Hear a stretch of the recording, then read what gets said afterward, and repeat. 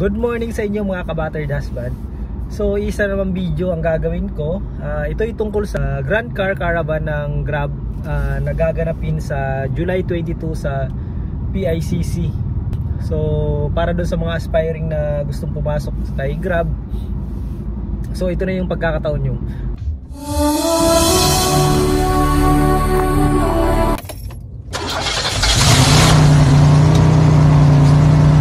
Ang pag-uusapan natin ngayon ay ang mga requirements. Isa-isahin natin, i-check nyo na yung mga checklist nyo kung kompleto yung mga requirements nyo para hindi sayang yung oras na magpunta nyo doon. Kasi yung slot is 1,500 lang, so maraming tao, mabilis maubos yan. And mabilis lang i-process pala yung PA application. Ito yung mga list ng requirements na kailangan yung dalhin. Bali, number 1, 5 copies nung verified form ni Grab. Ipapakita ko dyan sa screen yung sample ng form.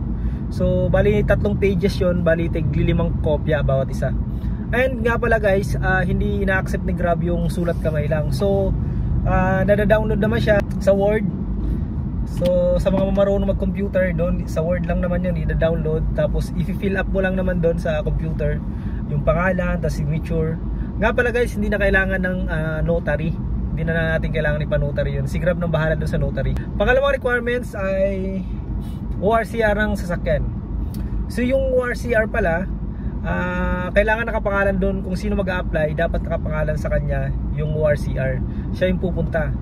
And kung ang kung nakapangalan naman sa asawa mo or sa anak mo or sa tatay mo, tapos hindi siya pwedeng pumunta, so kailangan mo magpagawa ng SPA.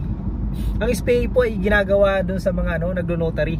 Meron silang form doon na binibigyan ka ng special power of attorney na para i-proseso yung para sa Grab. So para pwede mo na pirmahan lahat ng pipirmahan ng applicant. So yun, nagagawa yun doon sa may nagno-notary. And nga pala kung paid naman yung sasakyan mo, dalhin mo lang yung original na ORCR ng sasakyan. Nga pala guys, ang tinatanggap ni Grab from 2020 model pataas. So sedan, SUV, yun mga tinatanggap niya. Pangatlong requirements, yung proof of citizenship. Magdala kayo ng voter's ID, birth certificate para dun sa proof of citizenship. Tapos pang-apat na requirements yung valid ID. So kung may lisensya ka, dali mo na yung lisensya. Nga pala guys, hindi naman kailangan dala yung kotse kasi hindi pa naman application pa lang ng PA, hindi pa naman nila titingnan na yung kotse. Kaya yung may mga nagtatanong kailangan ng NBI, kailangan ng mga requirements doon sa driver. Hindi pa po kailangan yun kasi application pa lang sa PA yung ang ina-apply natin. Yung PA kasi matagal bago lumabas yan. Tapos nga pala guys, reminder lang, hindi naman lahat ibig sabihin pag-apply mo makakabiyahe ka na agad. Ang proseso kasi niyan, i-apply pa yung PA. So ngayon pa kasi alam ko wala pang slot si LTFRB. Yan ay process muna. Tapos ang gagawin diyan, pag malapit na lumabas yung PA mo, ite-text ka na ni Grab para mag-onboarding naman. Doon mo na kailangan yung mga requirements para sa driver, yung driver's license, ORCR, pati yung vaccine card, NBI.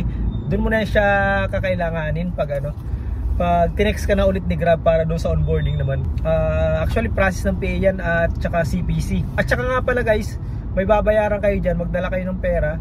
Sa sedan nasa almost 7,000, tapos doon sa SUV mga 8,000 mahigit yan eh. So magdala kayo kahit mga 9 or 10. So sobra-sobra na yan. Yun lang naman proseso dyan. Ang alam ko kasi magkakaroon ng slot, kasi alam ko ang kulang pa ni LTFRB na slot is 100,000 unit eh. Yan? Kaya naaamoy na siguro ni Grab kahit wala pang open ngayon sa LTFRB, nagpa-process na siya ng PA. Kasi magbe-bare months na, possible yan mag-open kasi dadami na naman yung dagsa ng pasahero. So yun lang. At least naproseso na yung PA nyo kasi yung PA matagal lumalabas ang iba 3 months, 4 months, pero yung sa akin after 1 month tinext na ako ni Grab, pinapa-onboard na ako. So maganda pag natsambahan yung ganun, papa-onboard na kayo after 1 month nung pag-process nyo ng PA nyo. So makakabiyahe na kayo agad nun. At nga pala guys, magtanong na rin kayo regarding sa Grab Express 4 wheels, kasi baka po pwede na kayong makapasok. Kasi sayang naman habang inaantay nyo yung PA nyo at saka yung CPC sa LTFRB, so makakabiyahe na kayo kahit 1 month.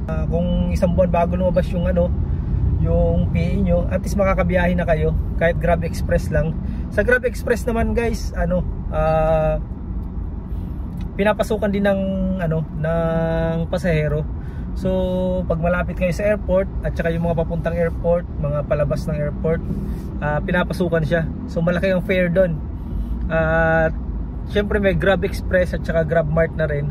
Nga pala guys, yung mga pupunta, kahit wala kang sasakyan pwede ka pumunta. Kung driver ka, pwede kang pumunta doon. Kung naghahanap ka ng operator doon sa mga walang sasakyan na naghahanap ng operator na gusto nyo magmaneho, pwede kayo doon sa pumunta.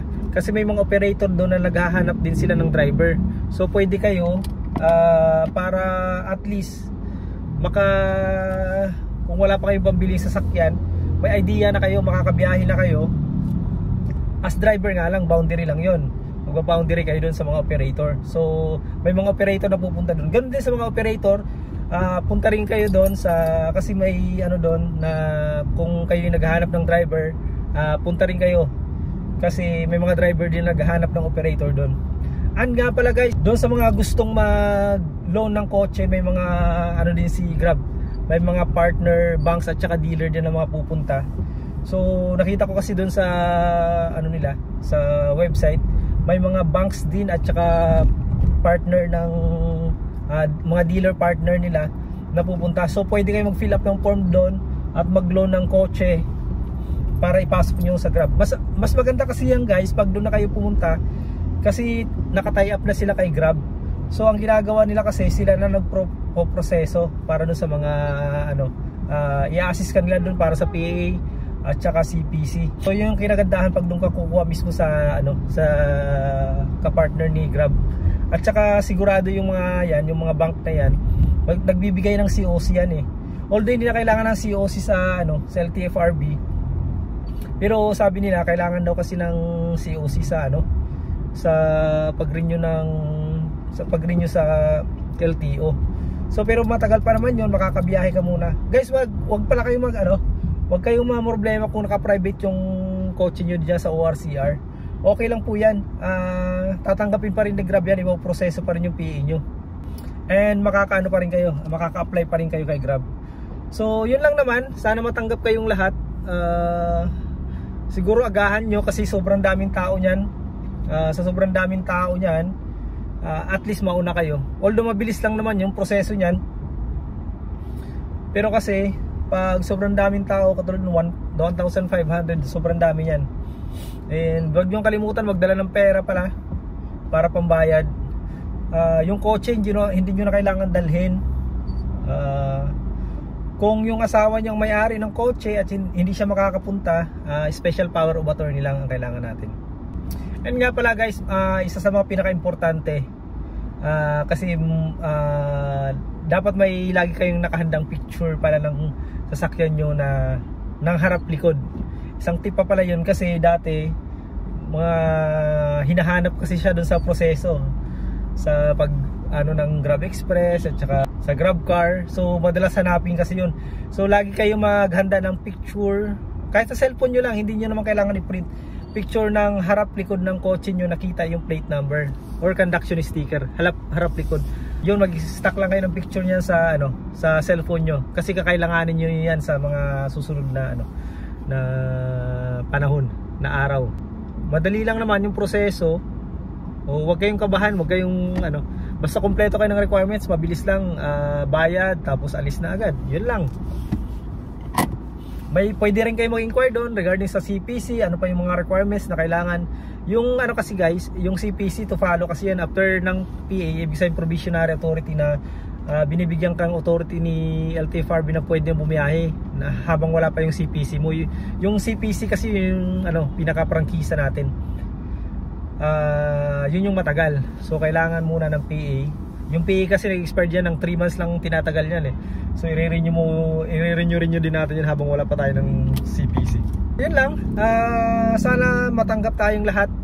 And malapit lang naman ako dyan sa PICC. So sana mapadaan tayo dyan. Din tayo, ma-update sa mga requirements. So kung may oras ako sa Sabado, baka mapadaan ako. So kita-kits tayo dyan para ma-update na rin ako, kasi medyo para yung mga hindi ko alam, ma-vlog, ma-share ko din sa inyo sa mga hindi pa nakakalam. So yun lang, maraming salamat. Hopefully matanggap tayong lahat, and ride safe sa inyo, and God bless. Bye bye.